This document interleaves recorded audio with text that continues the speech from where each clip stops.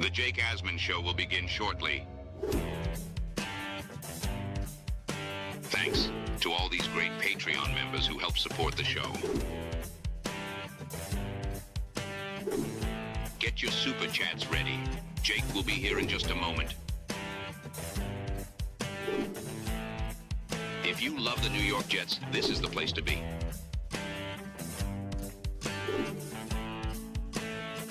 And now, the Jake Asman Show. We are live from Indianapolis. I made the last flight out of New York to get here, live from my hotel room.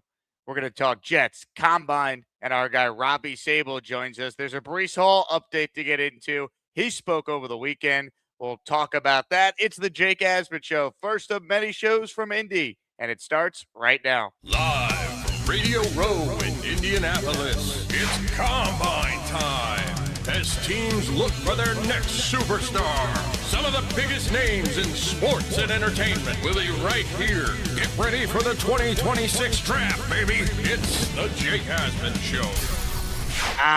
Here we go, Jet fans. Welcome in, everybody. We are live from a hotel room right next to Lucas Oil Stadium. Starting tomorrow, we will officially be broadcasting from the Indiana Convention Center, which is adjacent to the stadium where all the Combine events take place. We're presented by FanDuel Sportsbook. I'm one of the lucky ones. I was able to get a flight leaving JFK in New York City yesterday and make it to Indianapolis before all the other flights were canceled. I know a couple people on the Jets beat, like Antoine Staley and Nick Faria. They're going to be driving, I was told, texting with them this morning. So I'm here a day early. It's all good. I'm here in my hotel room, which I had to book an extra night because I'm staying at an Airbnb with some media friends. But we made it, year 3 of doing this show from the Combine, and we're going to have a lot of great guests that will be joining us throughout the week. So make sure you're constantly checking the Discord for updates on that. Make sure you're constantly checking our YouTube to watch the latest content. I can already tell you, Matt Miller and Jordan Reed, 2 of ESPN's biggest draft analysts, are scheduled to join our show this week, as is our guy Connor Rogers from SNY, Badlands, and NBC. So we got a lot to talk about with the Jets, and I've said enough. Now we say hello to our guy, Robby Sabo, who joins us now in his weekly spot. Mr. Sabo, appreciate you hanging out with us. How's the snow in the Northeast? It's heavy. It's a lot, dude. It's walked my dog just before, and she couldn't manage. Like it's way too much for her, and she's a medium-sized dog, 55, 60 pounds. So yeah, we got dumped on, but it seems like Mobile, Indy, wherever you go, you seem to carry that Jet Star cloud. It feels like. Am I wrong, so. Or what's going on? I mean, the weather here is freezing. There's some snow on the ground here. You can see the view from my hotel room a little bit here. Yeah. Indy's a great city, though. It's just cold this week. So I usually like to ride around on those scooters to get everywhere because it's a very walkable city. But the scooters, you get there in 2 seconds. Last night, scootering to dinner, that might be the last time I do it this week because my hands were like falling off. It was so cold doing that. But I'll tell you what, I'm lucky just to be here because I know so many people who had flights that were canceled that are affecting their travel. I wonder if the Jets would push back Glenn and Muji's press conference, which is supposed to be tomorrow around 1 Eastern, to maybe Wednesday to accommodate some of the people who can't make it. But I'll be there, so it might be an opportunity for me to get my exclusive conversation with Mr. Aaron Glenn, that's for sure. But Robby, let me start with this, since they are speaking tomorrow as of this recording. What would you ask Glenn and Muji for the first time as they're available this offseason? It's tough to there are so many specific questions, but I think the more in general one I would ask him if I had one and one question only would be, listen, you tell us there's a plan, you tell us to believe in you, yet it's tough to outline or even identify those tangible steps in this plan. Can you elaborate a little more on what you mean by plan? Because when I hear interviews at other places, Kubiak, almost called him his dad, Clint Kubiak in Vegas, he didn't say it just once. He said it 5 or 6 times. Listen, we have to earn the players and the fans' trust. And it's just a 180 in terms of what I hear from Glenn and the Jets. So I think that would be the starting point. Poke and prod to try to get specifics and details in terms of this trust and this plan. And anyone could say they have a plan. That doesn't mean squat. I mean, they were hard on their plan last year. And to me, if you ask me, I think it's the exact opposite thing to do in the NFL. I think that's well said. Look, a year ago, Aaron Glenn touted his coaching staff at that podium. Well, here we are a year later, and they had a historic amount of turnover after just a season for Glenn. 2 new coordinators. I want to ask him about him calling the defense. I'm going to try and ask him about Frank Reich specifically, how involved will he be in their quarterback decision, because Glenn was involved in the Justin Fields decision, and that was an abject disaster. So hopefully Reich has a much better feel as a former QB for the position. A lot to talk about with you, Robbie. I want to thank everyone who's tuned in. We're going to start off this week with a monster giveaway on our shows today. I'm likely going to do a second show, but if not, this will be on the first show tomorrow. You'll have this show and a second show later to enter.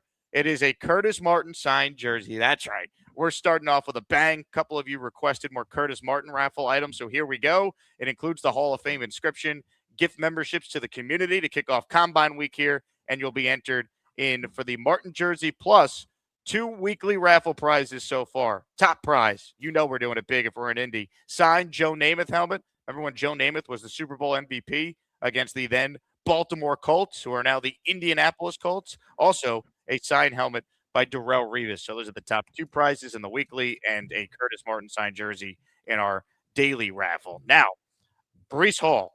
Let's talk about him, and let's actually hear from the still technically Jet running back. Breece was at a card event in Queens over the weekend with Fanatics, and he was interviewed by the New York Post. Here is Breece Hall being asked about his future.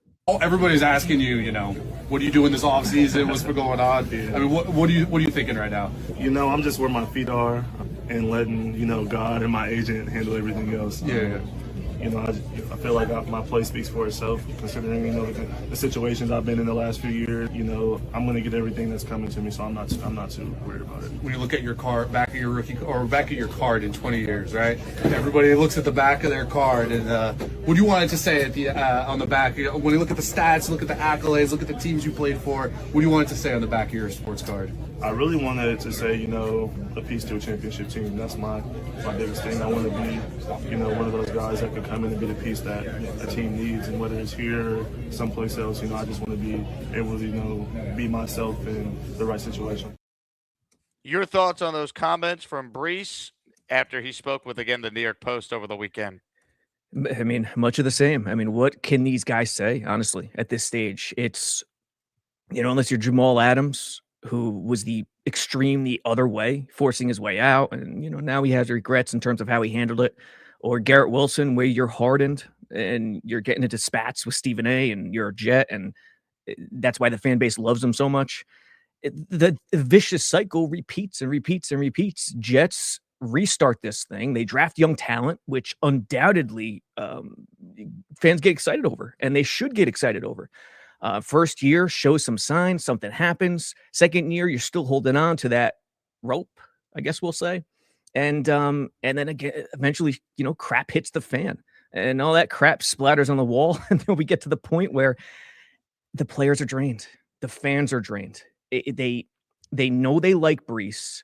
Breece knows that he likes the fans, and he would love to be a Jet when they're winning and they're being productive and they're on the right track. But he's too smart to see they're not doing the right things that it takes to win, that it takes to turn it around. So you get into this mode. What else is he supposed to say except be general? He's put out stuff on Twitter, in social media, in terms of being cryptic, not too crazy. Breece never crosses that line, or rarely crosses that line. I think he just wants to be within a winning, happy situation. It doesn't have to be guaranteed. It just can't be dark cloud, as we mentioned prior. And if you're Glenn and the Jets, that's one serious decision you have on your hands. I think that's well said. I think a big thing for Breece is, I think he'd love, to your point, to be a Jet, but I think he wants to be compensated because he's gone through all the losing. He saw Garrett Wilson get an extension. He saw Sauce Gardner, before he was eventually traded, get an extension. I don't think Breece would be thrilled with the franchise tag. But that said, Robbie, it's a business, and I still think the best business move for the Jets is to tag Breece Hall so you don't lose him for nothing. Once they determined they were not going to trade him at the deadline, I think if you just use logic, it's fair to say that means they wanted to keep him then, and I can't imagine anything has changed to this point. Then I saw this report from Jeremy Fowler of ESPN over the weekend, and he said, quote, the Jets are weighing all options with Breece's future, including a tag and an effort towards a long-term deal. Some inside the league expect the transition tag for Hall around $11.7 million, but that's yet to be determined. I mean, again, if they're considering a long-term deal and you just watched Javonte Williams get a deal over the weekend, I'm okay with giving Breece a 2 or 3 year deal. I think the concern with the transition tag is if they do that, there could be another team that wants to just offer Breece a contract. I'm not convinced the Jets would match it. So that's why I think if you're going to tag them, it's either the franchise tag, so you know you have them, and you could say, hey, Breece, we were going to use the transition tag, but here's a good faith measure to give you an extra $3 million, or you sign them to some sort of extension. I don't like the idea of the transition tag unless Muji just knows for sure no one is going to offer Breece a contract that will pay him more than 11 something million dollars a year. But again, like that's Muji's job to know that if they use the transition tag. Yeah, I'm with you, and I think in a normal market circumstance, you might be able to get away with the transition tag, but this is not a normal market circumstance because he's looking for mental health. He's looking for, not happiness per se, but just a rosier glow of a situation. And to your point, I think he wants to get paid for sure, but I don't think that's the only. It's not really weighted in that direction. I think situation is really big for him. So yeah, franchise tag is the deal. Nice comment by Oka Jets fan. Robby always looks lost and confused. Kudos, hat tip. I do. Well, you cover the Jets, so it comes with the territory. Yeah, it's a battle. Let me tell you, I want to give the Jets some credit for something. So the only reason why I made it to Indy and I was able to get a flight because the Delta app crashed with everyone trying to do what I was trying to do, move up flights, right? So I sat on hold with Delta customer service. When I called in, they said, you'll be on hold. The estimated wait time is 4 hours. And I go, there's no way it's 4 hours, right? Like I'm watching the Knick game. I have the Knick game on. I have the phone on the side. I have it now ingrained in my brain forever, just the Delta like music they play when you're on hold. Because God forbid someone could call you rather than have to just sit there on hold. It ended up being 4 hours and 47 minutes before I finally spoke to someone that night. It was almost 2 a.m. This was on Saturday night, trying to move up my flight, which I successfully was able to do. And someone told me, I don't know how you had the patience to do all that. And I'm thinking, well, I'm a Jet fan. That's how to do it. So the patience to be on hold for nearly 5 hours to get my flight eventually moved up so I could be here today and not have to worry about all the issues with everyone's flight being canceled. What was your strategy? Speakerphone and go about your business? What'd you do? I packed speakerphone, had the Knick game on till that ended, started work on some stuff for Asmaniac Madness. Hey, everyone, 1 week from yesterday, Election Sunday. This Sunday, the bracket will be revealed. So we got that coming, Robby. But yeah, I mean, the patience of being a Jet fan for once actually paid off as I was on hold for 5 hours with Bob. Almost like you deserve a medal, like a gold medal. That's what you. Oh, man. A lot to talk about with Robby Sabo. Everyone hit the like button if you're just tuning in. We're live in Indy. We're presented by FanDuel. And let me give a huge shout out to Barbarossa, my fellow redheaded man out there, gifting 5 channel memberships to this great community. He's the first to enter our signed Curtis Martin jersey raffle on today's show. The Jet fans getting a little crazy. That's right. We are getting that clip cracks me up every time. A little nuts here in Indy. Eli writes in, is there anything going on today at the Combine? Nothing today. Media coverage starts tomorrow. GMs and coaches start speaking tomorrow. Player interviews begin either Wednesday or Thursday, I believe. I think it's Wednesday. And then the on-field drills actually start on Thursday. The beginning of the week is mostly the medicals for all the players in town. I saw a bunch of players walking around Indy last night. So there were there's a ton of people here. A lot of people moved up their flights already. So everyone stay safe. If you're in the area where it snowed, I know a lot of people were snowed in, couldn't make it to work today. So, hopefully things are A-okay and no one loses power and all that. But really the Combine events start to pick up tomorrow, and hopefully everyone who's trying to make it here can make it here at that point.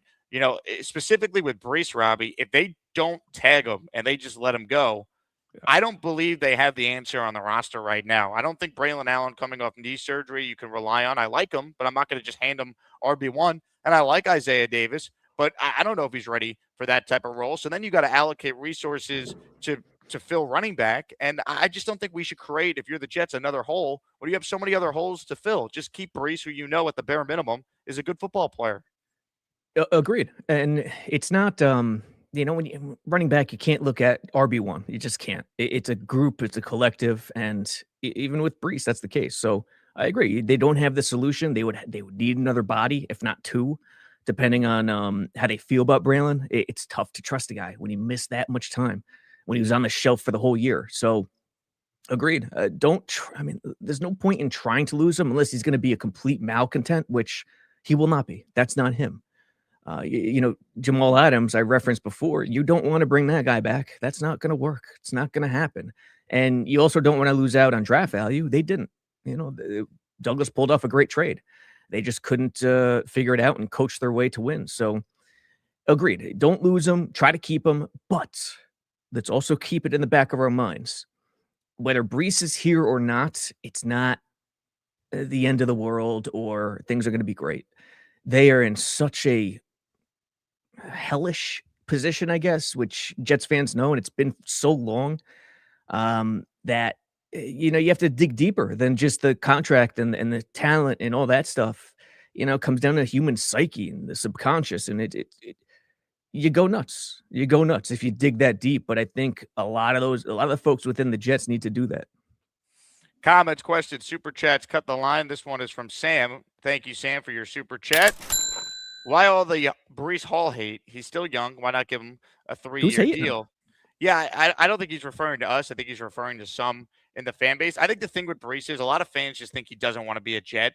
And I don't know if that's true. I think he wants to be compensated. And I don't blame him for being frustrated with everything that has happened here. I mean, he hasn't been paid yet. Garrett all of a sudden is all in on the Jets, even despite the losing. I think a big part of that is the Jets showed him the love. True. And also understand who these guys are, their personalities. Breece is not Garrett's kind of the same way. He's hot and cold. Like when he's on the field, he's all out, all extrovert, just not going nuts. Breece is not that way. When you see him score, what does he do? He's kind of humble. He's kind of, he's kind of Barry Sanders or he's that type of guy. He's laid back. So try not to confuse that with him being an issue, being trouble. I would say this: don't have any preconceived notions. Quinnen Williams was here since the summer, and he was asking for a trade. Reportedly, I forgot who had that report, but reportedly for 3 months, and it never leaked out, and we had no idea. So don't have any preconceived notions. But I think it's very difficult to take anyone who hates Breece seriously, number one, and number two, not think the franchise tag is the right move based on the cap. It's just 1 year. I'm defiantly opposed to a long-term deal. That's for sure. What if it was only a deal that guaranteed 2 years? Yeah, I would. 2 years would be okay, I would say. 3-year deal, but really only the first 2 are guaranteed. I'm okay. We could talk. Yeah, as long as the guarantees aren't crazy, we could talk. And it's not Breece. It's not that person. It's not you. It's me. That's basically what it is coming from Jets in terms of a potential negotiation with Breece. Super chats cut the line. Thank you to Mr. Thorson, who has sent in a $10 super chat. He joins our raffle for the signed Curtis Martin jersey at the end of our shows today. First live show here from the Combine. If you're just tuning in, I was able to make it out. Thank God. And shout out to all the essential workers out there in the tri-state area, all around the Northeast, working hard today. Stay safe, everybody. He writes in, franchise tag Breece, and please, no QB early. I think we agree with the tag premise as far as a quarterback early. That's going to be the big talk of the Combine this week, as the Jets, I'm sure, Simpson's will do their throwing. homework.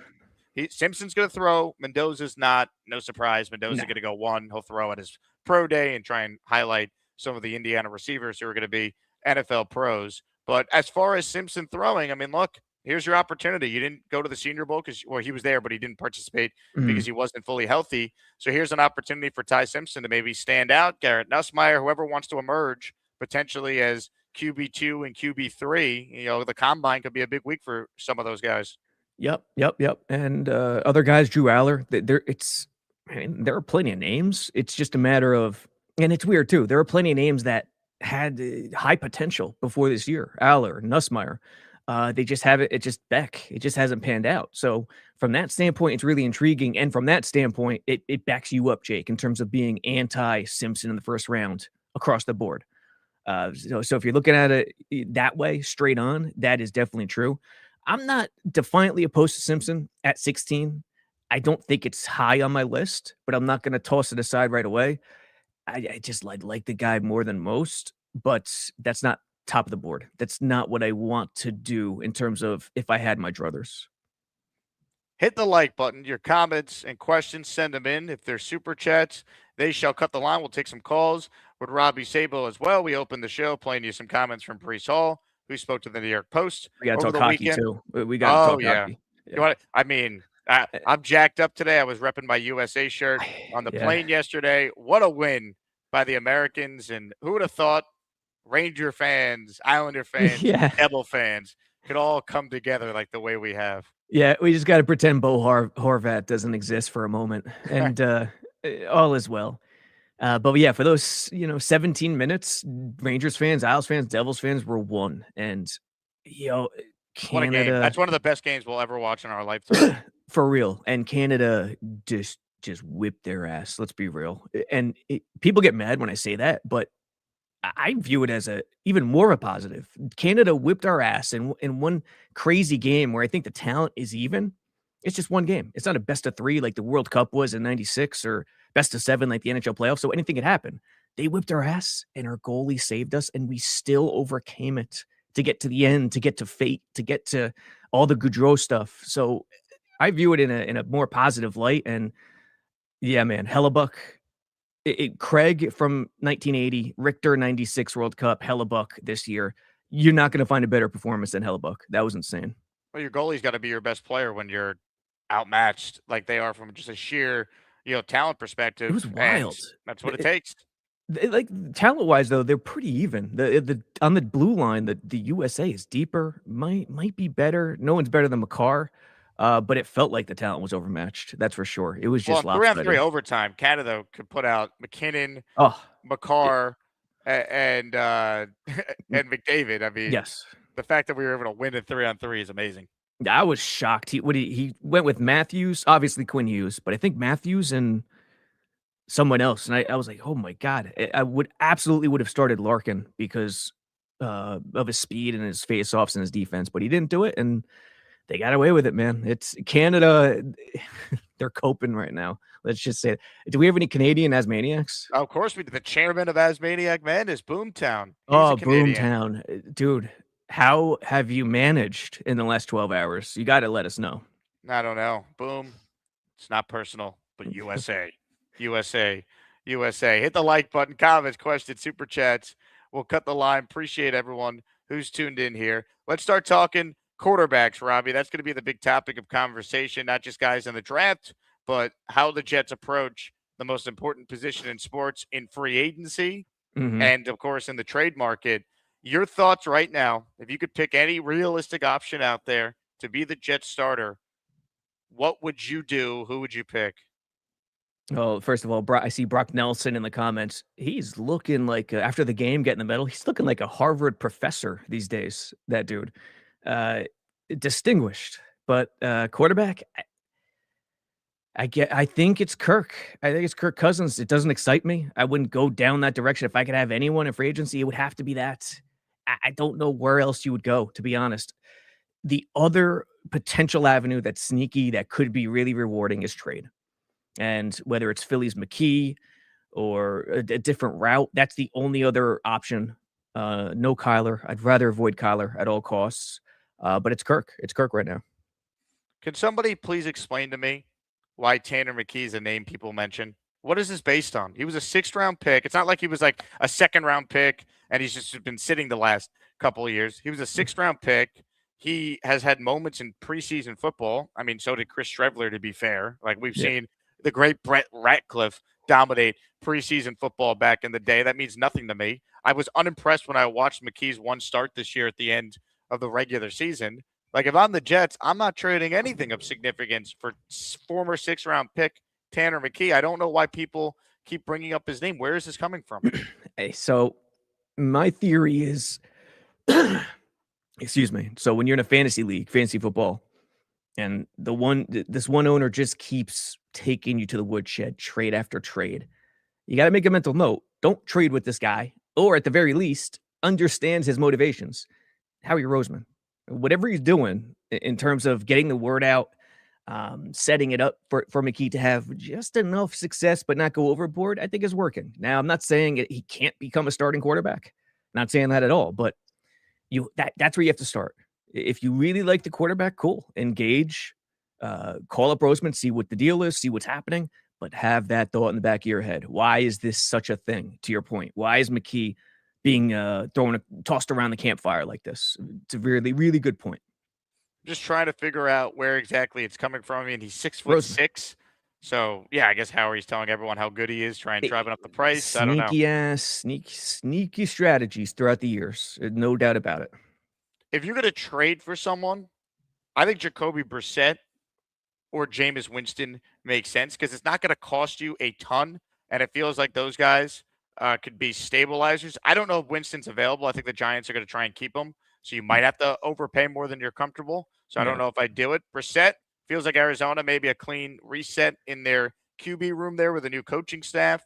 So I'd at least make calls on both those guys. The name I don't understand, and I batted this one around with Matt O'Leary the other day on the show, trading anything of significance for Mac Jones feels like a huge mistake. I don't trust Mac Jones when he's not being coached by Kyle Shanahan. And if the Niners, let's say they want a 2nd-round pick, they want the 44th overall pick the Jets have, that's way too much in my mind for the Jets to trade that for a guy you're not sure of. Now, Muji, Glenn, Reich, they're going to be trying to save their jobs, but this is where you got to just hope that they don't do anything dumb. Like, I'd rather the Jets just sign a quarterback for strictly money, which is why Cousins is number 1 on my list. Yeah. But, like, the veteran trade of, like, Mac Jones and trading significant draft capital, for example, that would infuriate me if they did that.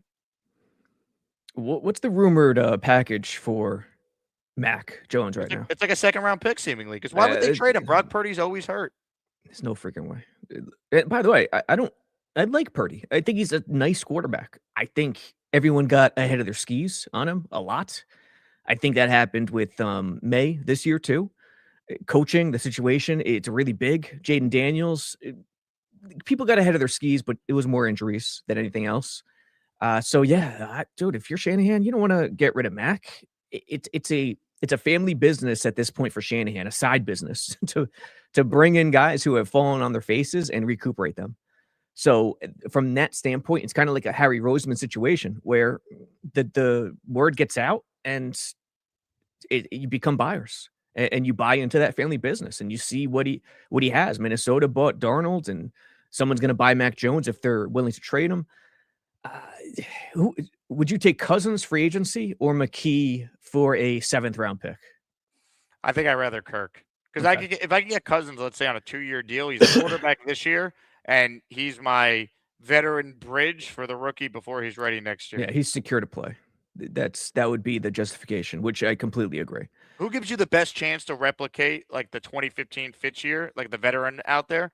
Cousins, I think, gives you the best shot because at least you could protect him. Now, does he want to play for the Jets? Does he want to play in the Northeast? You know, he already used the Jets for money years ago. Is there still, tough feelings with Jet ownership over that? I don't know. But, like, who could strictly be the best quarterback that just costs you money and you don't have to trade anything? I'd be hard-pressed to say it's not Kirk Cousins because I don't think the Jets are going to be swimming in the Malik Willis waters.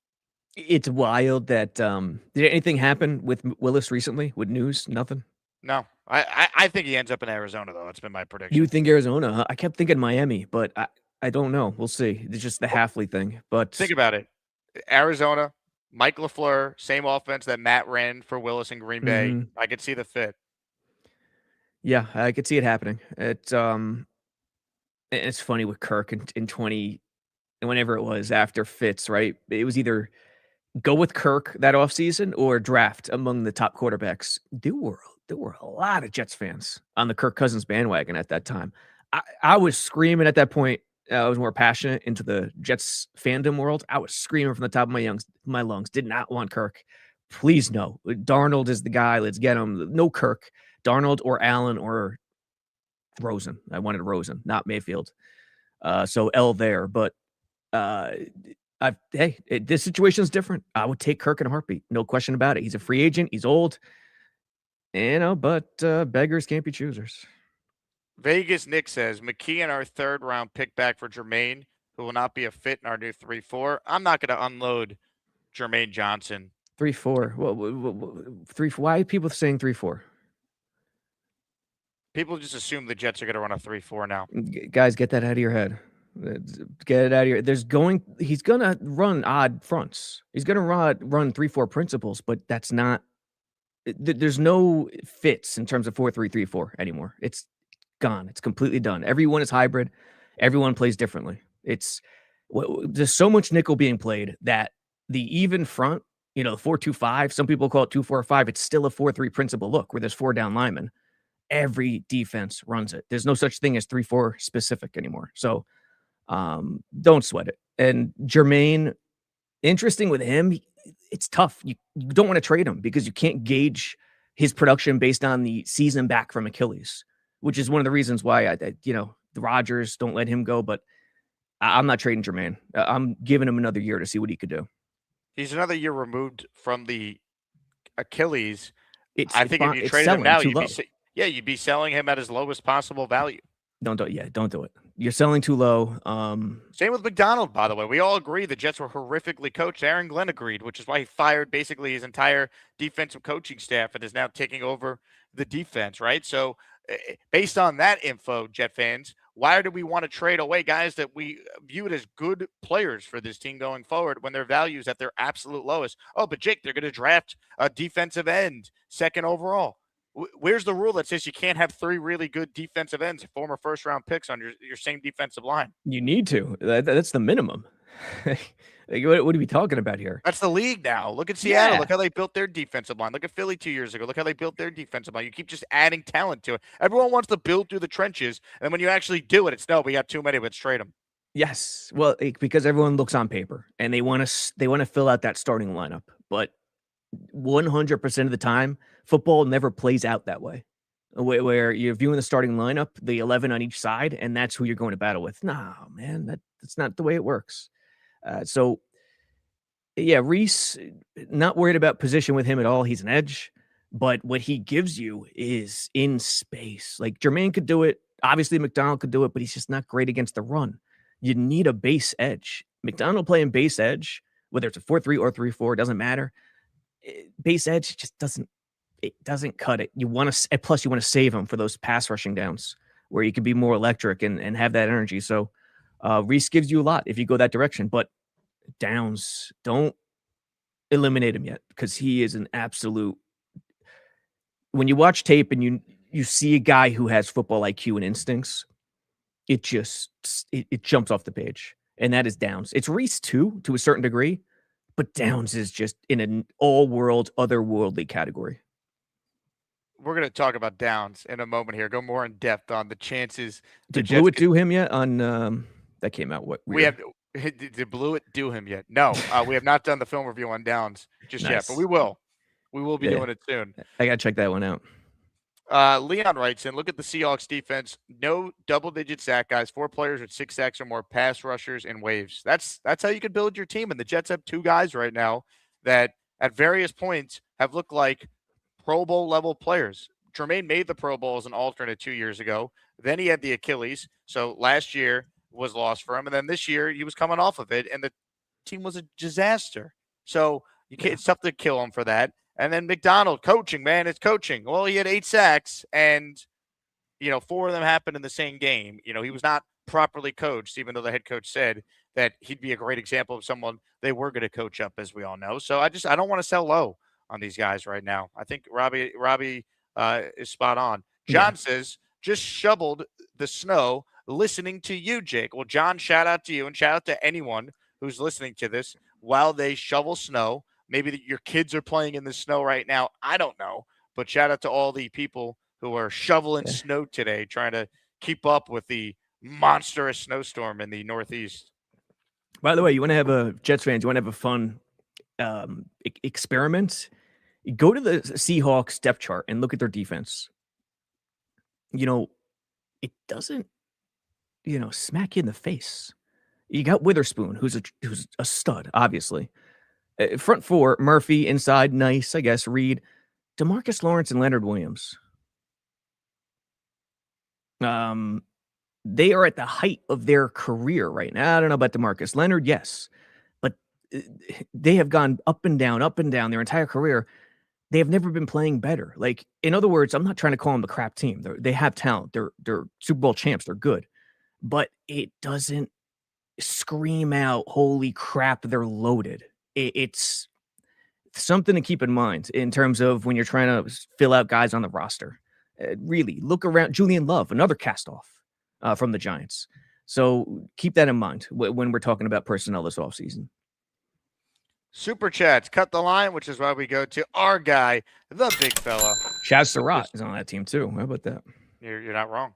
Will Levis checks all the boxes for Reich and won some games in this league with a bad Titans team, cut the turnovers, and who knows. If they signed Will Levis, he would need to be competing with another veteran for the starting job. He can't be the only addition to the room and being like, all right, it's Will Levis and then, Drew Aller as our quarterback room and we're set, right? Or it's like Tyrod Taylor, Will Levis, and a rookie like that. Tyrod can only be the two, and there needs to be a vet in front of him. That's the only way I think you could bring him back, given his injury issues.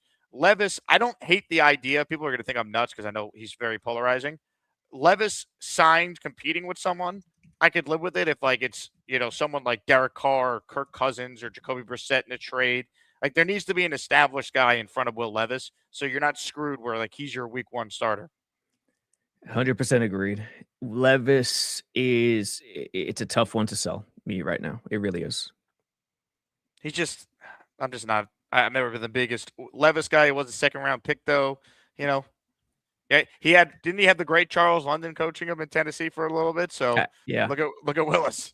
Yeah, I saw someone in the comments say, I don't know if it was about Seattle, but someone said it's because they're young. Some players are young. I mean, Julian Love ain't young. Leonard Williams ain't young. DeMarcus Lawrence ain't young. Darnold ain't exactly young. Like, he's been kicked around, bounced around. There's something to be said for experience. And especially today compared to 30 years ago, we go too crazy with the youth and the upside. And that applies to Levis versus Kirk Cousins per se. And no, man, give me Kirk in this transitional period where you need someone to hold down the fort and be consistent and have that football IQ, between the ears. Give me Kirk.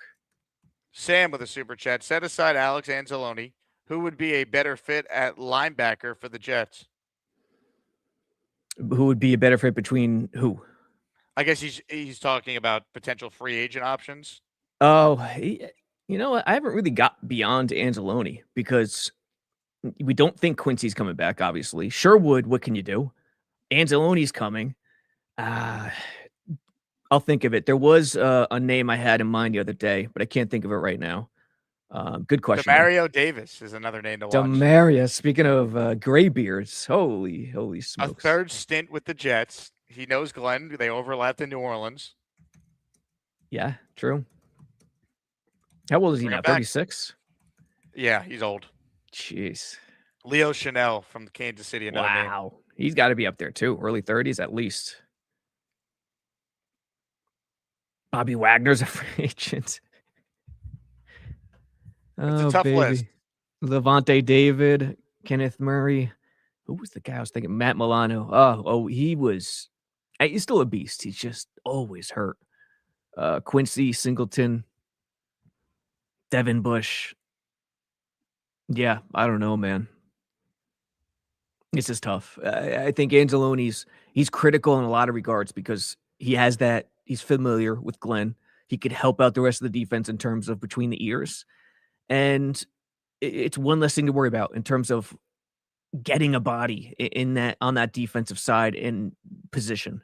They won't stop at him at linebacker, but he getting him and locking that down really helps you out with flexibility. It just feels like Anzalone's the most obvious Jet free agent signing we've ever seen.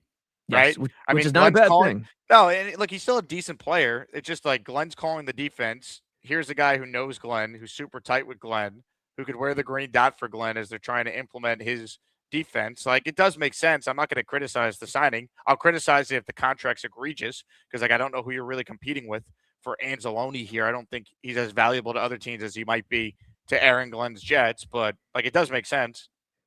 It does. And who's wearing the? Was it Anzalone wearing the green dot in Detroit? Who was it? I think it was him. Was it Campbell? It might be Campbell now. That's a good point. Let me text. I can't remember. Did it switch? I'll find out. But hey, there's a lot of veteran guys here. You got to wonder. And Glenn, I started thinking the Jets defense truly dipped when Mosley left because they didn't have that guy to check. They didn't have that guy to get them in the right looks. Communication against motion. Motion so insane today in the NFL that you have to be on the ball. Your checks with the game plan have to be correct. So yeah, Anzalone, he's the veteran who fits the bill, but you got to wonder, they have the cap space? Will he bring another graybeard in? I don't know. How about this super chat from Eli Betts? He is in the Curtis Martin signed jersey raffle with this for 5.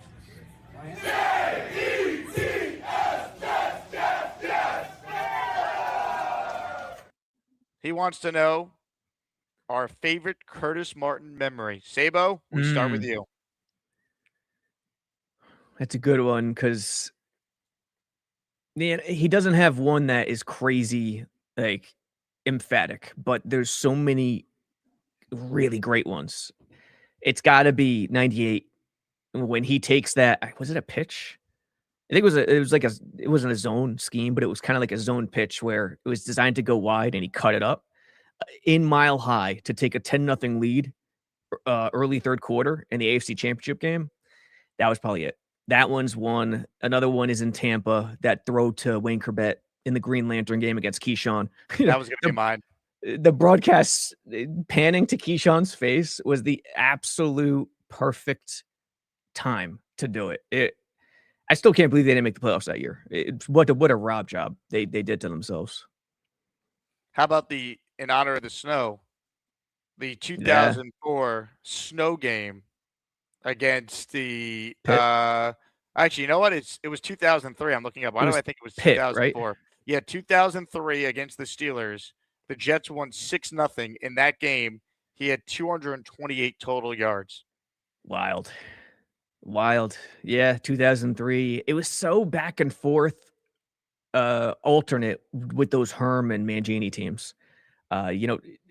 2000 was a great year. They just didn't make the playoffs. Al Groh, 9-7. Herm, the year of Shrek. Remember that? It was the year of Shrek where they won ugly in 2001. Herm's first year. 10-6, got spanked by Gruden in the first round. Oakland out west. And then 2002, obviously, last division title. From that point forward, it was bad year, good year, bad year, good year. And even 2003, Martin was still doing it. 2004, rushing title at his age was incredible. Age 31, 2004, Curtis Martin, 1,697 rushing yards. He won the rushing title, 371 carries, 12 rushing touchdowns, added 41 receptions for 245 yards and 2 receiving touchdowns in 16 games. And that's with Richie. I think Richie was still there in 2004, right? That's Richie catching everything next to him, Richie Anderson. Just unreal player, one of the all-time greats. And if you want to win a signed jersey by Curtis, that is the giveaway on the show today. Thank you to Eli for the super chat there. Appreciate your support. Going to get your calls coming up if you want in on the conversation. Now is certainly the time to do so. Again, I'm live from the Combine. I was able to make it out. I had to book an extra night at a different hotel from where I'm staying, but I'm lucky. I'm here. Aaron Glenn and Darren Muji will speak with the media. Going to the penthouse? You told me before you're going to what'd you call it? A mansion of a hotel room. So I don't think they have that in Indy. I think Sauce Gardner was in for a rude awakening when he got here. Fair. Hit the like button. Comments, questions, super chats. If you got a question for Robby, write it in. All right, I mentioned that we were going to talk more about this. You love RB Breece, right? That's your guy. I do. But you also love Caleb Downs. So if you're the Jets, who are you taking it to? Reece. But I'm not locked in. I'm not. It's up in the air still. It's up in the air. But Reece right now, Reece would be my guy. See, people get confused when you say this guy has a chance to be blah blah blah. People hear that and say, "Oh, I don't want to take upside. I want to take the sure thing." Don't get it confused. Don't get it twisted. When someone says he has the chance to be, Hall of Famer, he's still really guaranteed to be a stud. His strength, I caught a little bit of Blewett when he did Reece like a month ago on your show. His strength at his size and his quickness at edge, at anywhere really, it could be in open space, it's freakish. It's like when Sauce first got here, his speed for his length was really, really freakish. And I couldn't believe it the first time I saw him in the summer. Reece is the same way. And on top of that, he's got an attitude. He foams at the mouth. He wants to hit people. In terms of football IQ, I think it's really solid. It's nothing compared to Downs, but no one's is compared to Downs in this class. Safety, yeah, it's a positional consideration. You don't want to go crazy. At the same time, ask yourself and think, has safety improved in value in the last few years? And I think it has in the last 10, 12, 15 years, because trenches still win you games, no doubt. But the importance of in open space has gone up and has started to try to catch up to trenches. Whereas back in the day, 90s Herm's teams, Rex, trenches was way over open space. So getting Reece, locking down one edge, he can make open field tackles against receivers. Running backs, Jermaine and McDonald, regular edges, can't do that. And saying obviously he can rush the passer too. So yeah, Reece would be the guy. Does it concern you that this coaching staff could be gone at the end of the year, and that would put Reece in a spot where he'd have to maybe have a different role depending on how the next staff would use him? Or is he just such a good player you don't even care about any of that? I mean, as a blanket rule, it always concerns me when the staff is in trouble for any position. But for Reece at edge, what he can do, his versatility, it concerns me very, very little in comparison in general. Let's say that. Very little. Like there's nothing really too much to be worried about there with him. Downs too. Well, Downs is unbelievable. It's just a matter of is safety at 2. Is it too high? Here's the argument for Downs. I think I agree with you. I still would lean with one of the edge rushers. And I think Ruben Bain more than you do because I just like the guy. I just think he's going to be a really solid football player. And I think when you're picking 2, you can't screw it up. And I just think he'll have the bare minimum. He has a high floor. I like him. Who's your pick right now? I think I would lean Reece. I'm starting to come around on Downs, though, for this reason. I don't think the Jets are in a spot that is comparable to other teams in the history of the number 2 pick. And here's what I mean by that. The Jets are the only team in the NFL in recent memory that has 5 first-round picks over the next 2 years. There is no quarterback for them to take. Otherwise, you obviously would take the quarterback here when you're coming off a 3-win season and your depth chart right now has Brady Cook as its starter or Bailey Zappi, right?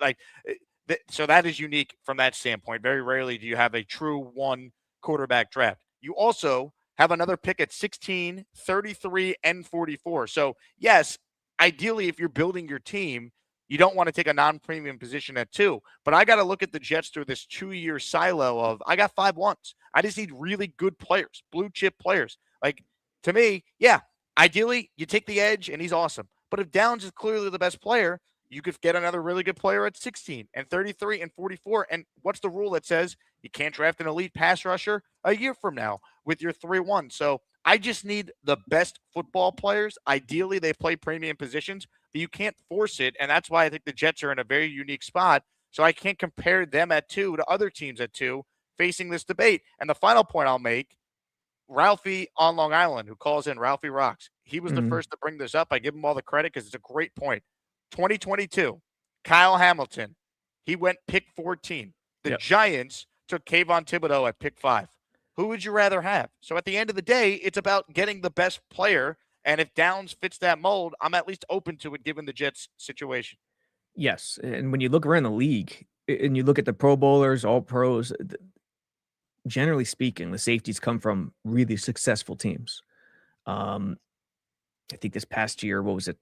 Hamilton, Byard, Bates was I don't know, Hufanga, Denver grabbing Hufanga was a game changer for them. And I'm not saying their defense was bad last year, but the leaps and bounds they took with Hufanga when you watch the tape, and for me, it happened accidentally because the Jets played Broncos this year. So when I saw that game, I was like, man, Hufanga could still play. He does so many good things well. It's one of those positions that's not getting the respect. And I got to be careful. That's my favorite position. So I got to make sure I'm viewing it objectively.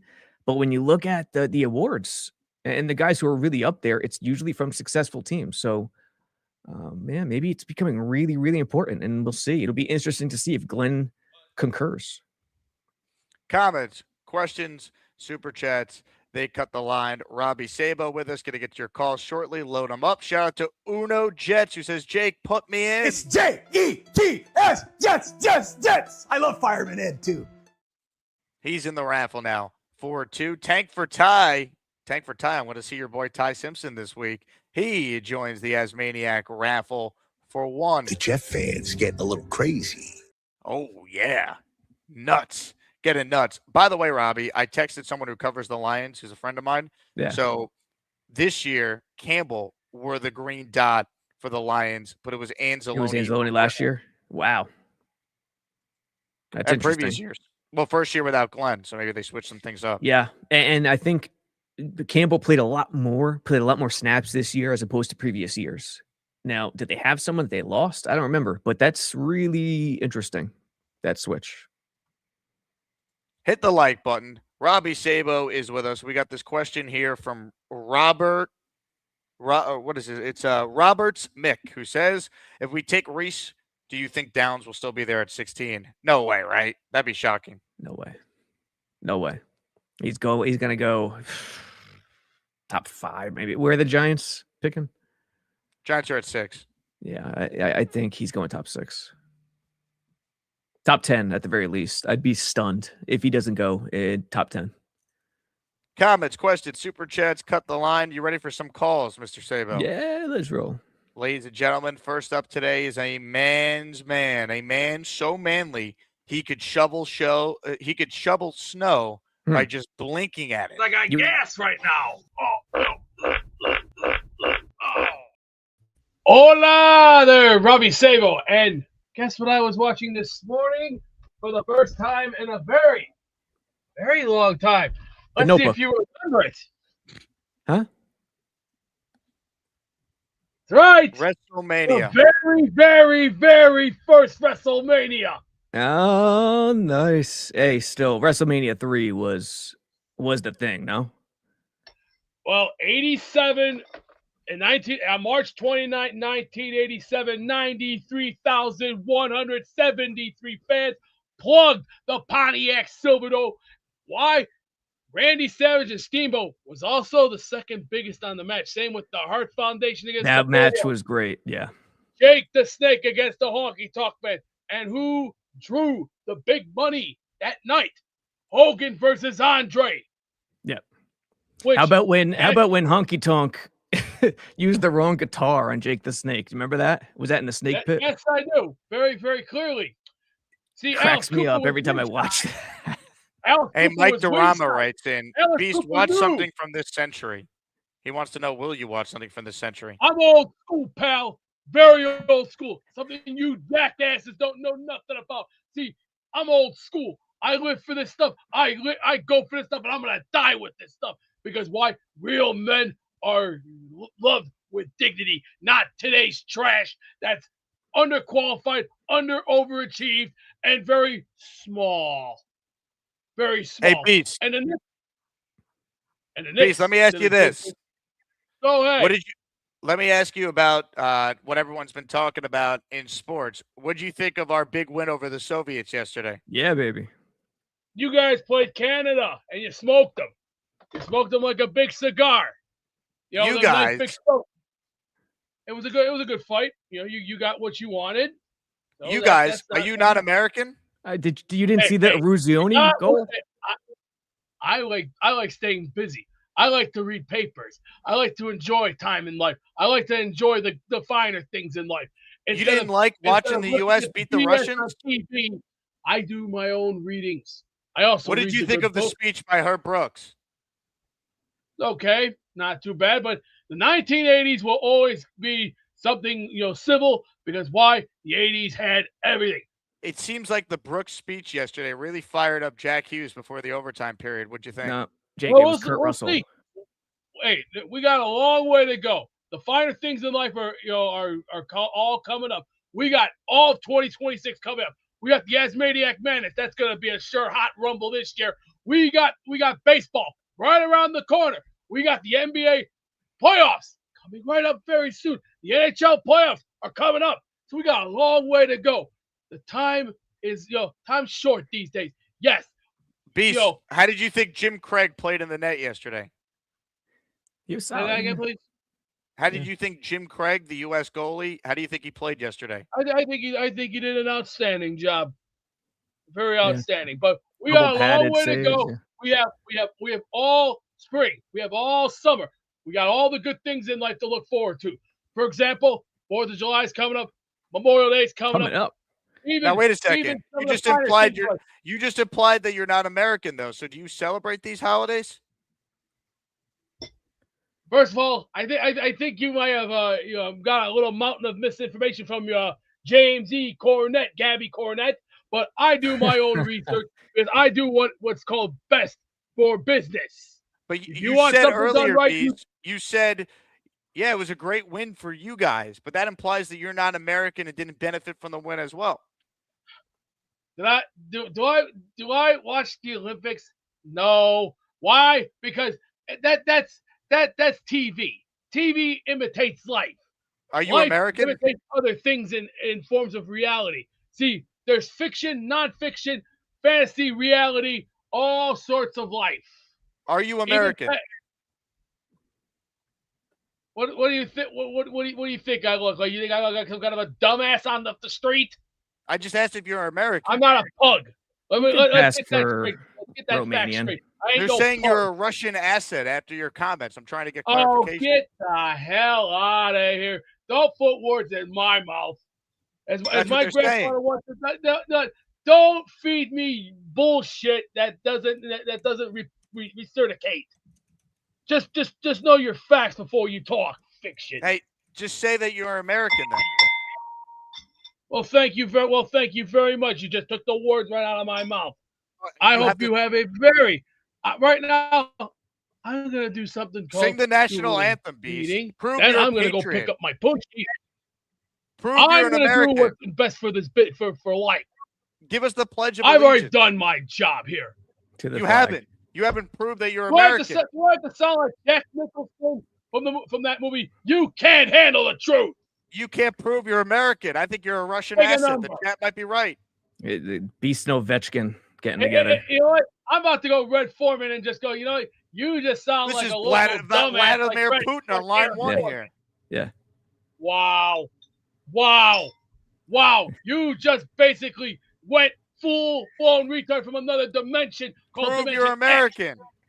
I've done my fair share. You can't prove you're American. You don't look.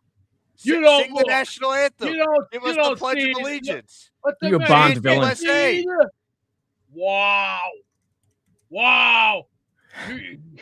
You are Mikhail Beastov. Wow. Beast. I watched The Iron Sheik growing up. I will never. Well, thank you very much. I won't trust anyone. DTA. Don't trust anybody. That's a great Austin 316 quote. As a matter of fact, I got. Are you an American, Beast? No shit. What are you blind? Well, prove it. I already have, son. Sal, enjoy. How? The chat says you have. Anyone who says I went to war with a baconator, eat this down here and suck it, because you ain't got jack. Oh. Interesting. He never really confirmed that he was an American. Yeah, dude. Him and Ovechkin and Alexei Kovalev. They're plotting behind the scenes. I could tell. Jquest wanted Beast's thoughts on Michael Uruzione's impact on the game. He thought his shifts were fantastic. Yeah, I thought Dave Christensen was great in the overtime period as well. Yeah. Gordie Howe was he suited up for the Canadians too. I think Beast called me a full-blown retard from another dimension during that call. That slipped past me. I'm not a good hellebuck. I missed that one. It's going to be interesting if that's the worst I'm called this week, with me and Aaron Glenn being in the same town. In the same vicinity. It will be interesting. It will be. What time are they scheduled to talk tomorrow? 1 p.m. Okay. I'll definitely be tuning in for sure. We'll be locked and loaded, baby. Locked and loaded. Hey, I'm posting the call-in link. Right now, there's only one man on hold. His name is Mikey Midnight, but typically his connection never works. So here we go. We try it right now. Mikey! You hear me? You hear me? Mikey! You guys hear me? Mikey, can you hear me? Mikey, hey, I hear you. you. Me? Yeah, I could hear you. Yeah. How are you? I hear you too. Hey, guy, I was the one that want the Eagles quarterback. You could blame me. McKee? You're the one like spreading the rumors? Guy. You're hyping McKee up? Yeah. Yeah, I did it on Allison's show. Can you hear was me? the first Now I want him, one Mikey. to say it. Can you hear me? Yes. What happened? Mikey, how are you? Yeah, I was there. Good job. You hear me? Is it snowing by you, Mikey? Yeah, I was there. And you guys are good guys. And my Masters looks pretty good, right? Can you hear me? My You're a Masters good guy looks too, pretty Mikey. good, though. Yeah, you still hear me? You still Mikey. hear me? Yeah. Mikey? I think you hear me. So I've I never think heard you better. Reese. Yeah, number 1 draft pick, Reese. Let's go, Reese. Yeah, Reese. And the Jets go get a backup quarterback for the other guy, but we gonna be good. Jake Asman, you will love Aaron Glenn again. You guys gonna be hugged like Willie Johnson and him. Oh yeah. I'll tell you what, if Aaron Glenn turns it around, Yeah, Mikey, give him a I hug think for you're me, right. all right? When you see Aaron Glenn, give me a hug with Mikey. If he That doesn't would be stiff arm cool. me first, I'll do my best. I want to give him a hug. I want Aaron Glenn give me a hug there. Well, you give me a hug.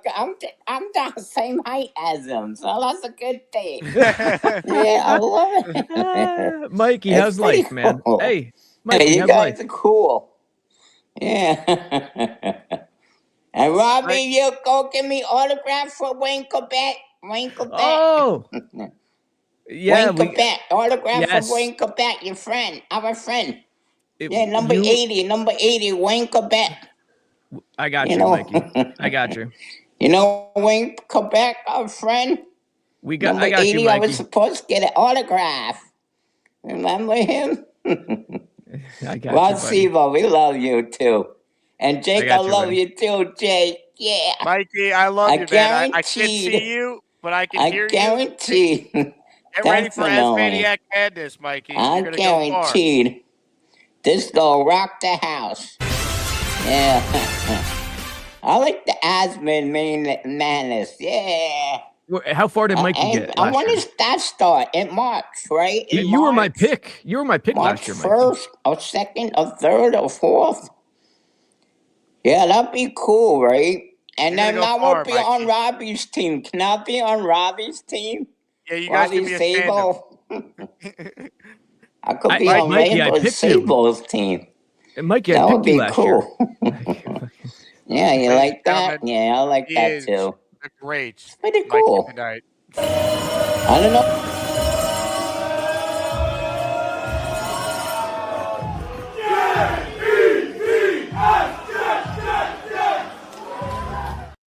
Mikey, at If you least we can't- can hear him. That's if you improvement. if you can't see him, it's very difficult. He had a Mikey. delay too, so it's just Yeah, all Mikey, weird. I picked you in Asmaniac Madness last year. You're gonna do it this year. I feel it. I feel it. It's Selection happening. Sunday is this Sunday. We'll give you a start time for the live show once I know, but we are doing the bracket reveal show, a entire show dedicated to just a field of 68 being announced this Sunday. The bracket, I mean, it's done, but there's always changes that could happen last second based on who performs this week. So call in and make your final pitches to the committee and the community so the audience can recognize you, especially those of you who haven't called in a while. Try and call in to a live show this week. Let me give a huge shout out to Joseph Leon. He sent in a $5 super chat, then a $10 super chat, which gets him in the Asmaniac raffle. Let's go. The Jet fans getting a little crazy. He wants to know, Jake, what big free agent will the Jets sign that would surprise Jet fans? I think if they signed Linderbaum or if they signed Alec Pierce, if they actually got one of the big name players in this free agent class to sign with them and not just keeping like Breece, I think that would be a big surprise because I just think many of us don't think the Jets are going to swim in those waters because they'd have to so overpay to get them. I don't know if they'd want to go down that path with so many other needs. Yeah, it's got to be smart free agency. Like everyone's pointing to the past. See, they went nuts with free agency. They didn't go crazy big though. They went smart. They went players that fit them. So yeah, Linderbaum would be tremendous. But I to be honest, I haven't thought about him once because I didn't think it was realistic. Now, Hayden, maybe he likes Hayden. Maybe he likes the direction they're going, committing to the offensive line, to that side of things. But we'll see. Maybe Reich, has some influence. We'll see. More of your calls right now before we say goodbye to Robbie. David Aaron has called in. Hello, David. How you doing, Jake? How you doing, Robbie? Am I lagging today? You sound good so far, David. This is rare. I know sometimes we've had some issues with your connection. I hear you. All right. I have a question for Robbie. Are there any wide receiver and quarterback rookie combos that the Jets could take from the same college this year? I will assume that the quarterback will be a later round and the wide receiver be a round, just so that you get more use from that wide receiver. Yeah, it's such a specific thing that you really can't. It's never in the forefront. Let's put it that way because it's so specific. I know where you're going with it. It's a good idea. It's kind of like fantasy football double dipping with the quarterback and receiver. But why? What do you have on your mind? I don't follow college, so what I hear is anything you guys tell me, and that's what I understand. Gotcha. I can tell you what positions I think Jets should target. I can tell you what my eyes see on the field, what's missing, but I couldn't tell you which prospect is better than any other prospect. Well, if you want a free agent option, Iowa Jets with a good point. If the Jets signed Romeo Doubs and they signed Malik Willis, you would have that pair coming over together. Doubs, I think, would make a lot of sense for a receiver to add to the room, by the way, for what it's worth. I could see, here's my prediction. Jets sign either Romeo Doubs or they sign, what's his name on the Giants, who had a really good year, their slot guy. I can't think of his name. Wan'Dale Robinson, thank you. Oh, thank you. I feel so much smarter now. Well, David, it's because you're drinking from that Jake Asman show mug. Well done. You're the man. David Aaron checking in all the way out in Israel. We got great internet connection. Yeah. No snow. Real quick, Ozzy writes in, Robbie, how much input do you think Frank Reich will have in the draft? Significant. I don't think it's going to be anything out of the ordinary, but quarterback more so, and that's just not the draft. That's just in general. They better listen to Frank. Let's put it that way. Because what they did last year didn't work, and I just don't think that mindset is right for today's league. You can't think one way. You can't think one path and try to jam it down everyone's throats. And that's what they did with Fields and the rushing game and trying to be old school and trying to do something that just doesn't fly today. So I think Reich will have considerable influence. What does a Robby Sabo snow day look like? Just typing on the computer, slaving to the website, checking to see if any errors are in the logs. seeing what's going on security wise, trying to get an article or two up. I want to look at more downs film today. I'm hoping to get, if things go smoothly, I'm going to get some down stuff up today. We'll see. Let's go. I'm excited because the more I watch downs, I understand the appeal. Yeah. He's by far the most fun guy to watch in this class. It's not even close in terms of me. That's me though. Mr. Sabo, thank you for hopping on, and I'm looking forward to watching some of your content this week. You got it. Bye, everybody. Ladies and gentlemen, Robby Sabo, JetsXFactor.com, Underdog Jets podcast with Wayne Corbett. Hey, last chance to enter for this show, our Curtis Martin signed jersey. Also, if you tuned in late, I added a second weekly raffle prize. Going to keep announcing big ones throughout the week. We got a Darrelle Revis signed helmet and a Joe Namath signed helmet as our top prizes in the weekly raffle. Smash the like button if you haven't already. We're live in Indy here. I'm in my hotel room, which is adjacent to Lucas Oil Stadium. AG and Muji, Aaron Glenn and Darren Muji, are expected to talk tomorrow.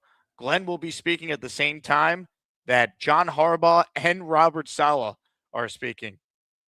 And I'll tell you what, I think as far as Glenn and Harbaugh speaking, that's intentional as far as it being at the same time. I think the Jets know, hey, if Harbaugh's speaking at the same time, less people will be covering Glenn's presser from a national standpoint, and less people, maybe if an outlet in New York, let's say the New York Post is only sending like one of their writers because of the snowstorm, guys got to cover Jets and Giants, well, then they can't be asking questions to Glenn, and maybe less media attention because the Giants with Harbaugh could be the bigger story. Glenn will be less covered, so less scrutiny maybe is the thought process. But, I mean, either way, there's people here that are going to ask questions, and we'll see how he responds to several of those questions. All right, we're going to get to more of your calls coming up. Hit the like button if you haven't already. Ladies and gentlemen, more of your calls. Amanda Madison calls in, and she's calling from home, so there's no excuse for bad internet. Hello, Amanda. Hi. I just wanted to show off my merch. Also, I got the Jermaine Johnson signed jersey from the raffle that I won forever ago. I never got to show it because I'm never home. When do you frame it? That's the next step. You got to frame it in the apartment. You know, it's on the long list of things that I have to do. It'll get done. Don't you worry. But I can't say it's like a high priority item. I'm also indecisive, so the thought of having to pick a frame stresses me out a little. I think if anyone has any frame recommendations, provide them in the chat. Talk to Kyle Clifton. He just framed a bunch of jerseys.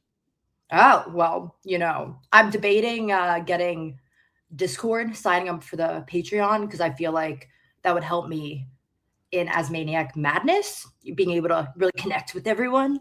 So maybe if I, finally pull the trigger and get it. Do you think you're making the tournament? I think that would be a little arrogant of me, considering I'm a bit newer. It would be an honor and a privilege to be a part of it as Maniac Madness. I would be so humbled should I make it. But yeah, my fingers How does it feel that Beast just called you a gold star? Oh, wow. Speechless, actually. Wow. Really? Thank you. You speechless? A star? Me? I don't know. But I do have one question for you. Chicken Jenkins Amanda's our anti-Gary champion. I do it for the fans.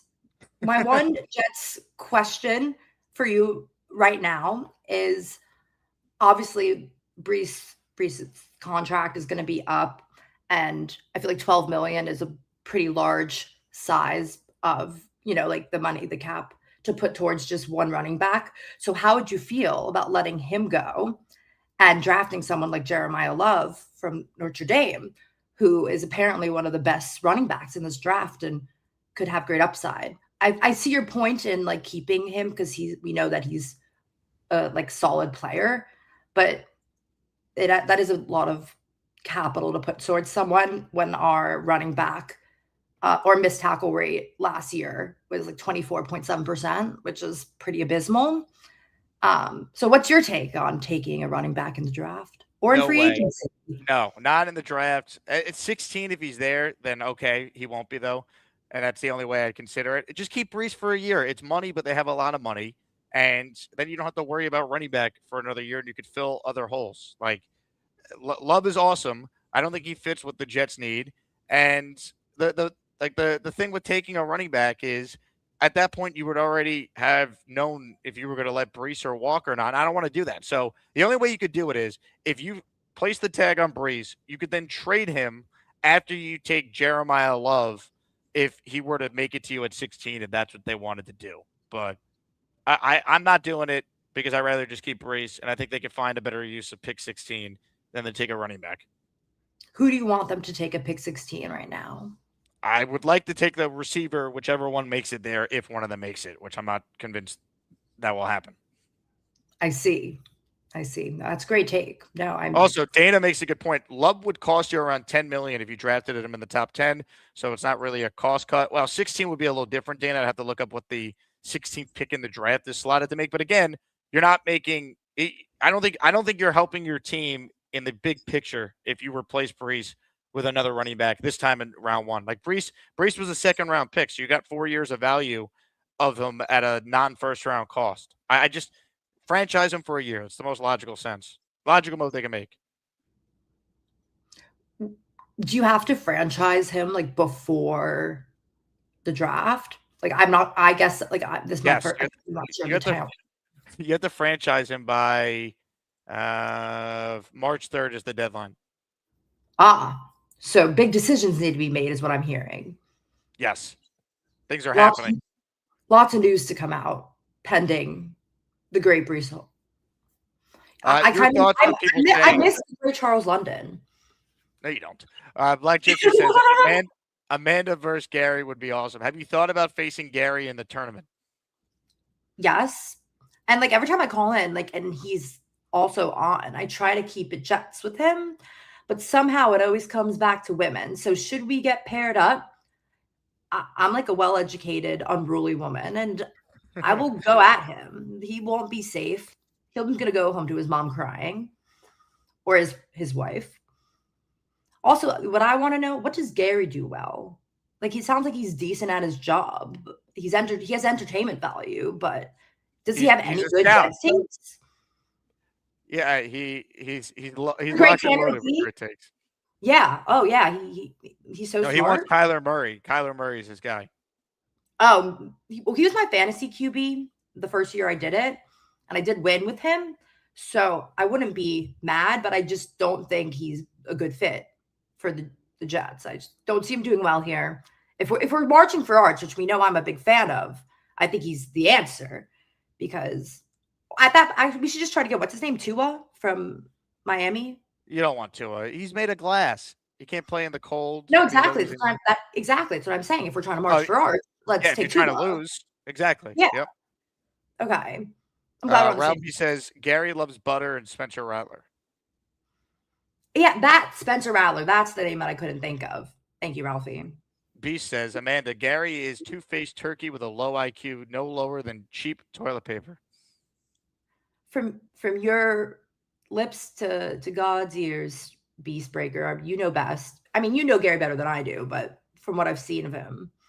Do you want some advice from Beast if you have to play Gary in the tournament? What the keys I are? want advice from everyone. Listen, I'm a strategic competitor, and I'm willing to do whatever it takes to win. So if anyone wants to tell me the inside scoop on anyone, please do. I would love all the dirt to just destroy anyone. If I make it into the tournament, of course. It's a big if. It's not easy to qualify. I hear it's almost as competitive as getting into college these days. It's true. It really is true. How's New York City with the snow? Are you snowed in? So I work for a government, and so I am required to be there 5 days in person. I'm supposed to be there by 12. It's obviously 11:24, but the Great Long Island Railroad, is currently not running. So there's just no viable way for me to get there. Like, I have like snow boots, but like, I feel like I would need skis. You better start walking. No, that's what I'm saying, but I don't think I could walk. Like, I would need skis or a snowboard and like a car to pull me maybe. Like, there's no good way to get there. I don't, like the Eskimo shoes that are like tennis rackets. I don't have those. So like, that'd be a long walk. I don't know. Sounds like you're working from home today. Well, I can't. That's the thing. I'm unable. You have a day off. Good for you. Well, they're making me, since I'm not able to get there, I have to use my sick time. Woo, woo, woo. Woo, woo, woo, woo, woo. Wait a second. Because the Long Island Railroad is closed, they're docking you a sick day for not being able to make it to work? Just like half a day, because they said we could come in at noon. Yeah, but you can't make it at noon because the Long Island Railroad is closed. Correct. That's ridiculous. You got to complain to the Nassau County government there. No, I'm going to have a conversation with my man Bruce and we'll sort it out. Honestly, I think it's like it's a strict policy because it's like a government position, right? But there are other coworkers that can't make it that like are in Suffolk County. Hold on. I got a guy who works for the Long Island Railroad on the line. Ladies and gentlemen, it is time to say hello to Jquest, who's called in. Hello, Jquest. Hey, what's up, Jay? What's up, Amanda? How are you? Jquest, what's the deal with the railroads? Uh-oh. And they're still running trains, but without passengers. So, because unfortunately, a couple of years ago. Oh, man. We're missing the whole story about during a blizzard. And what happened was 10 years ago. And when you don't have third rail, you lose like the heat. And people like escaping the train because they were delayed 2 hours. Keep the rails clear, passengers. So you're kind of stuck, at home, Amanda. Not a bad thing, right? I mean, can you hear me? I not great, Jquest. We heard I heard half your story. I don't know what other people heard, but that makes sense from what I did hear. Jquest looks like he's on Hoth right now. Are you on Hoth right now? You on Planet Hoth there, Jquest? What's that? You on Planet Hoth? Fun. We can't hear you. Jquest, good attempt. Having some issues with his internet there, but he's dressed like he's in Star Wars, Empire Strikes Back, which I can appreciate. All right, well, no trains for you, Amanda, so enjoy your snow day. Thank you. And to answer, I think Kevin just asked me if I do Social Security. I don't. I'm a senior budget analyst, so I do budget management, and I help issue debt on behalf of the county to fund our capital projects. So Ted with a great point. How Jquest called in, that's normally your Wi-Fi. I was going to say, I'm glad it's not me this time. It feels good for it to be someone else.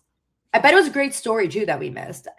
It feels very unfulfilling. I wonder if that's how everyone feels when my connection's bad. Yes, we're just devastated.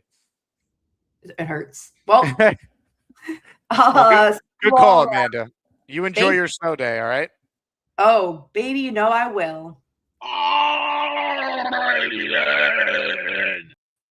And 3, 2, 1. Check it. It's 2026. What time is it? And whose house are we in? Whose house? Swerve's house. That's right. It's Swerve's house. That's right, baby. Pedify, jectify, rectify. Now, let's play in diarrhea. Cha-cha-cha. That was a classic from our Saturday show. All right, more of your calls here. Good call by Amanda. Let's keep it rolling. We got another legend on the line. And by the way, get your raffles in for the Curtis Martin signed jersey. That's the prize today on the show. My name is Lumpy, not Lumpy. I'm not De Niro. Just call me Lumpy. I had a mullet the last time the Jets were winners. Don't call me Lumpy, 'cause I'm friggin' Lumpy. I tell you guys, welcome to Snowstorm Central. I'm having nothing but internet issues here all day, trying to get on. Hopefully, all you guys can hear me. Oh, we hear I'm you, going to Luppy. continue to talk. It's been very pathetic Can with you my hear me? internet. There we I go. hear you. Jake, how you doing? I'm good. Do you hear me, Luppy? Unbelievable. Can you hear me? Do you hear me? Yes, I can hear him, but I can't hear you, Jake. You can't hear me, but you can hear Max. Oh, this is going to be fun. Good job. That's crazy. Can you hear me? Crazy. Anyway, snowed in over here, about 24 inches. It's crazy on New York on the eastern Long Island here. Hopefully, we can do something about the weather out here and finally get to work. I got a snow day. First time we ever closed my store in a long time. It's crazy. So, listen, I don't know if you can hear me or not. It looks Can like you you hear can, me? but I can't hear you, Jake. But I can't hear you though, Jake. It's weird. I can hear your comments of Mad Max Can in the you hear background, me? which is pretty fun. But yeah. Good job. So yeah. So anyway, hopefully everybody's being safe today. That's one and first and foremost. Second of all, listen, let's go Jets. Hopefully we pick right. Jake in the combine down there. I'm glad you made it out of the weather and made it down there safely, and you got a good flight. So listen, guys, keep it up. I'll be working on my internet, obviously, because it sucks. So guys, be good. I'm going to try to sign on again tomorrow and see where we are at there. All right, guys. Peace out. Jets, Jets, Jets, Jets. Man, we could not get the communication for the back and forth with Luppy, but at least we heard him. He couldn't hear me, but at least we heard him. Good job, Luppy. I appreciate you making the attempt to call in. Hopefully you get your internet figured out. Hit the like button. Last chance to enter the raffle during this show for the Curtis Martin jersey. It's fitting. It's snowing in the Northeast, big nor'easter. One of the big Curtis Martin memories Jet fans have is that performance in the snow against the Steelers during the 2003 season. David Aaron wanted to know, where's the God voice, Jake? Maybe he'd hear that. For those of you, Jquest, who doesn't like the voice of God, I got good news for you. I don't have access to it this week because I had to pack a little lighter for the combine, so I didn't bring that big mix board. So we don't have it, unfortunately. Or do we? Stay tuned. Ladies and gentlemen, Omar Ochoa has entered the raffle. He is in for one. Just don't let go of the rope. Omar, appreciate your support. Let me see if I could find out who got Omar's membership. It went to listener Mac Jetlife. So Mac Jetlife, you are officially a channel member. We only have 7 gifted memberships this show, so I'm going to gift one right now. We'll get us up to 8. So if you get one from me, I'm going to put you in the raffle for the Curtis Martin jersey. Again, big shout out to the best community in sports. We made it out to Indy. I'm one of the lucky ones. Was able to get a flight out yesterday. Took 5 hours of being on hold with Delta to pull it off Saturday night till 2 a.m. But I'm glad I did because it's better than having to drive like I know some people on the jet speed are doing today. One membership from yours truly has officially been gifted. The Jet fans getting a little crazy. Listener Eric Bianchi is the recipient of the gifted membership from yours truly. Eric, good luck. You are in our weekly raffle and our daily raffle for the signed Curtis Martin jersey, which will be live during our second show today. Most likely doing a second show. I'll post in the Discord when that will be. Going to try and do it in the 4 p.m. hour as usual. Hold on. Can it be? Now, he called in earlier, and we can only hear him. We couldn't see him. But now, I think we might have him. Hit it. Hello, I'm Mikey. I'm Bobby's little bro. Have you seen Jake Graves? She's so beautiful. I love my boy Jake, but not in a gay way. I am so happy. I'm not going to touch anything, I promise. Mikey! Hello, you hear me? I just saw you. Now I don't see you. I hear you. Take it. Mikey! You hear me, Jake? Yes. Jake, you hear me? Can you hear Oh, me? you hear me. This is Mikey Woodruff. Can you How hear you me? guys doing? I don't know if you Good hear me. job. Well, I don't know if you can be, but I just want to say I love you guys. Jets, Jets, Jets, Jets. Yeah. The I Jet like fans it. getting a little crazy. Oh, they're getting crazy. Mikey, we heard you. I saw you briefly, and then as I was bringing you on, your camera went out. How's Bobby doing? Can we get a Bobby Midnight update? I messaged Bob. Bobby Nine Toes.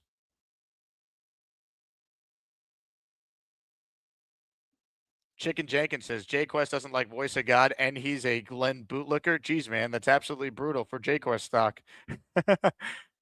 Mad Max in the chat. He writes in, "Can you hear me?" Can you hear me? Good job.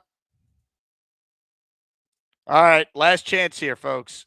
What topics do you want me to explore with our Jets-related draft analysts we're going to have on the show this week? Again, we're going to get Connor Rogers on. We're going to be joined by Matt Miller and Jordan Reed from ESPN. I'm working on some other notable names as well, but those are some of the bigger draft analysts in particular that we will be speaking to on the show this week.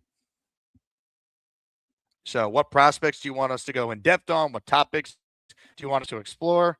Let me know. If you're not watching live, write it in the comments. I read everything, and we'll try and make sure that I could ask whatever questions or cover whatever topics that you guys are obviously interested in. Omar checking in. He's been a channel member for 28 months. Good job. Hey, Jake, how are you, bro? Did you like San Francisco? How was it for you out there? I love San Fran, Omar. It was awesome. I think San Fran gets a bad rap, man. What everyone says about it was nothing what I experienced. I'm sure like any major city, there's bad areas in it. You could say the same thing about New York, but I thought it was fantastic. So I enjoyed it, and it was great to be there for the week. The weather was beautiful. Way better weather in San Fran than what I'm currently experiencing here. That is for sure. So keep that in mind. Comments, questions, super chats. We'll cut the line. Again, we are presented by FanDuel Sportsbook. Let's take a look at some odds here before we get to a final call or two here on a Combine Monday show. Some FanDuel odds, right? Let's talk a little hockey. Everyone's fired up over. Actually, you know what? I don't have the hockey odds up. I'll save that for the second show. Talk a little hoops. Big Knicks win last night. Here are your latest odds for the NBA Finals. NBA Finals winner. OKC plus 130, the favorite. Denver plus 550. Spurs plus 1,100. Celtics plus 1,200. Knicks and Pistons each plus 1,300. I don't quite understand the Celtics odds here, but I mean that's what I got here from FanDuel. I think in the East it's Knicks and Pistons at the end of the day. I don't buy the Cavs, who also have plus 1,300 I see here with the Pistons and the Knicks, but we will see. We're going to get you some draft odds this week on the show as FanDuel updates those as well. Obviously, Mendoza is the overwhelming favorite to be the first pick in the draft as things currently stand. So keep that in mind. All right, last chance to get in. Do a couple more calls, and then we'll wrap this baby up on the Gusbuster Umbrella Hotline right now, Liz. Holy shit, look at that beard! He has a beard, he's the man. Ain't no Santa Claus. Papa Jet loves the Jet. He's one handsome son of a bitch. It's Papa Jet. Hey, Jake, got me? We got you, Papa. You sound good. Okay. Good job. Hey, what's your schedule this week? Typically, going to try and keep it what it's been. Do a show in the morning and a show in the afternoon. There could be some moments where there's some interviews that just drop on the channel, depending on timing for some of the guests. But are you having your regular guest on? No, it will not be a normal week in terms of normal weeklies, just because I'm here, so I'll do all the guests in person. Okay, I gotcha. Well, all I got, Jake, is I was thinking like pre-combines mock draft for me. The first two, I like Bailey. I would take Bailey at 2, but what I'm going to take at 16, chat would probably disagree, but that Hunter is moving up, and I like him a lot. And DeAndre Hunter from Texas Tech. Yeah, he was super impressive at the combine. I mean, the Senior Bowl. Yeah, and all the mock drafts have him going in. I don't think he goes second round. I think he's going to just slowly just upcline, So I have no problem taking him, and it's a huge need. You take Bailey on the end and then have him plug up the middle. I don't think you can go wrong. But if one of the if Lemon or Tate's not dropping to 16, but if one of those two drop, then I think you'd have to think about it. But I have no problem taking Hunter at 16. Yeah, look, I think that might be too early for him, but I mean, maybe by the time we get closer, it wouldn't be. I, I don't love the idea of taking a defensive tackle that high personally. I rather do it at a different position, but I can't deny the talent. If he's there at 33, for example, I think he's really in play. Or maybe we can trade back into the, 23, 24, get our third rounder back and then draft him. But I like him. But yeah, 100%. That's all I got, Jake. I might call back sometime this week. Please do, Papa. Always good to hear from you, my man. Okay. Woo, woo, woo. Woo, woo, woo, woo, woo. The Papa Jet. Big fella wants to know, where's that scoundrel, Cole Thompson? I don't know if Cole's making the trip this year. We're gonna have to have him on the show soon, though. Get his draft thoughts. Cole's got a big boy job now. Morning radio in Houston. He's too big time for us. But I did see if Cole wanted to be able to make it out this year, and he would do his show, remote from the Radio Row, and he wasn't able to swing it. Amanda Madison, who called in and is now gifting a channel membership. She is in the Asmaniac raffle for one. Jets, Jets. All right, listener King Tongue is the recipient of the membership from Amanda. All right, we got to wrap this show up because I'm supposed to check out of this hotel in 20 minutes, and that's not going to happen here. So let's get the two final calls, then we'll be back this afternoon. Philly Noodles is next. Hello, Philly. Yo, what up? How you doing? What's up, Philly? Not much, man. Just want to say, have a good time over there, bro. Give us some good scoops. I know you usually get some good scoops over there. And every time you're away, some news breaks, right? So I thought it would have happened on your travel. When's your travel back? Friday. But I'll tell you what, the news, if there's something going to break, at least I'm where the news will be breaking, Yeah, if you see like one of the scouts of the Jets just staring at somebody, or you hear about it as they run through Radio Row, someone's like, "Did you see how what's his name was looking at him?" He was, yeah, man. Yeah, I mean stuff like that. But I think Friday, it was like last time that happened, you traveled back and news broke about the Jets. So there's always something. I've done many airplane shows over the years. Yeah, man. But yeah, man. Yeah, let's keep moving. Let's go Jets. Philly, we trust. In the Mooj, we trust. All right, one last call here. Ladies and gentlemen, it's Adam. Adam is cool, although kind of basic. He claims he's too cool, though often quite basic. He makes great jet points, looks a little basic. Adam is cool, too cool, but basic. Some would say generic. Hey, Jake, glad you made it to Indy. Thank God, Adam. I'm one of the lucky ones. Yeah, you'd have to shovel yourself out. And would you drive? Would you have driven if the flight was canceled? Well, it sounds like Nick, Faria, Antoine, and Willpa are all driving together is the last update I got. So I probably would have been with them stuffed in a car trying to figure this out. That actually sounds really fun. Not going to lie. You could have done just like a podcast from that. Maybe next time around. I'm going to try and confirm that they're all driving together, and maybe we'll have them call in during the second show today. That sounds amazing. It'd be funny.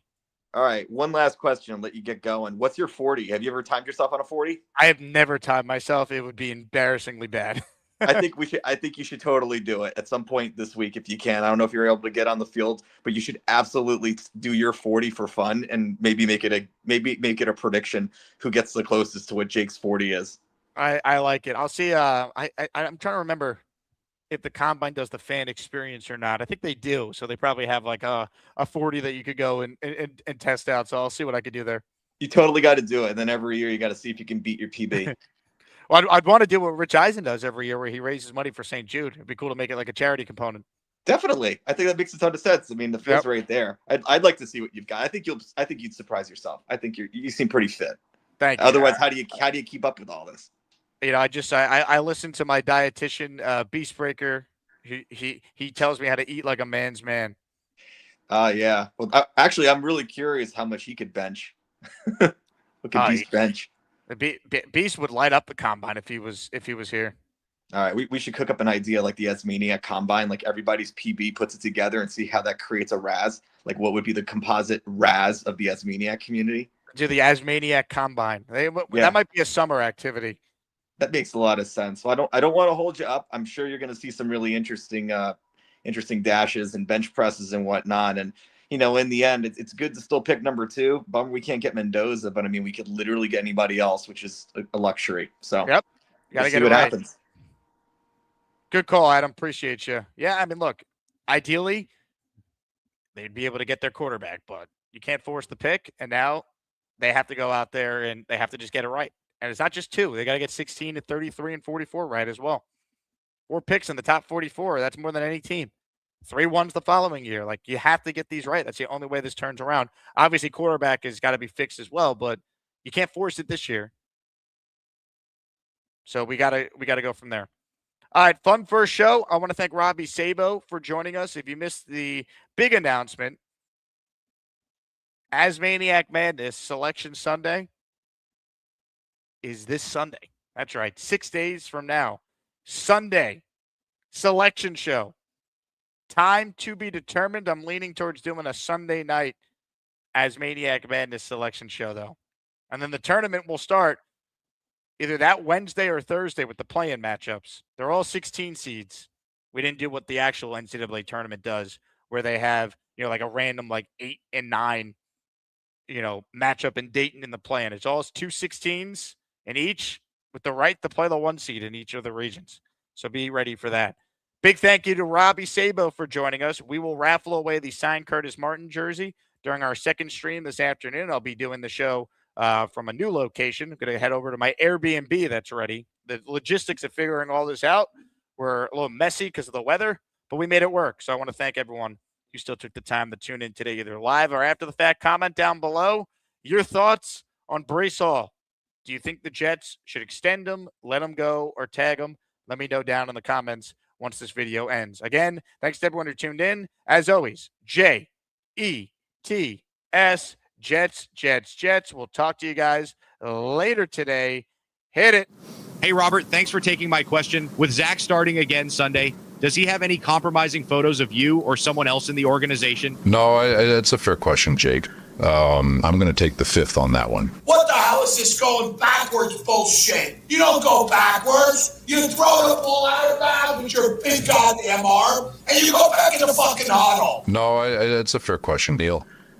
This is bullshit. Jose Feliciano, the blind Puerto Rican guitarist, can see that he is terrible. This kid does not want to run with the ball. Are you kidding me? This is the shit I'm talking about. You bitch's ass. You did his ass on my damn field. No, it's a fair question, King. The 3rd damn year we are seeing this in Naptown. He's not trying to win the goddamn game. You gotta be kidding me. Send his ass the fuck down. I could have made 20 yards with that goddamn hole. If your quarterback cannot play in the NFL, they get rid of him. Oh, there's one of his 27-second throws. Oh, it's amazing. I don't give a shit. If you cannot play football, get your ass off the field. And walk around and wipe Rodgers' ass because that's all you're good for. And you're sitting here defending this bullshit. If I see Zach Wilson go on that field, me and Lowski are going out personally, and we're going to take his ass off the field. It is torture, man. God damn it. All right, thanks, guys.